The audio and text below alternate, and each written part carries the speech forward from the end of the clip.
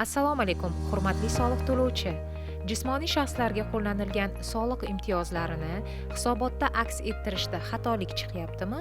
U holda sizga quyidagi tavsiyalarni beramiz. Jismoniy shaxslardan olinadigan daromad solig'i va ijtimoiy soliq hisob-kitobining ikkinchi ilovasi.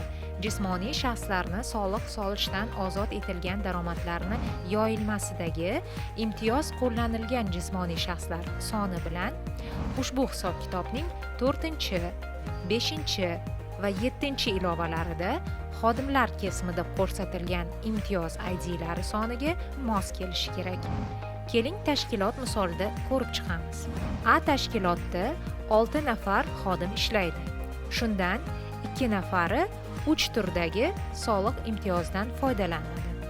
Xususan, hisob-kitobning 4-ilovasi 15, 24 ustunlarida xodimlarga tegishli soliq imtiyozi IDlari qo'yiladi.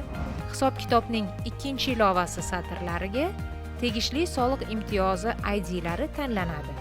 Imtiyozlar qo'llanilgan jismoniy shaxslar soni ustuniga xodimlar soni kiritiladi va daromad summasi ustuniga soliqqa tortilmaydigan summa kiritiladi.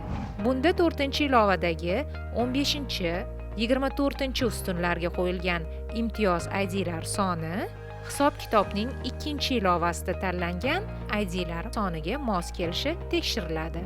Agar mos kelsa, hisobotni to'ldirishda xatolik bo'lmaydi.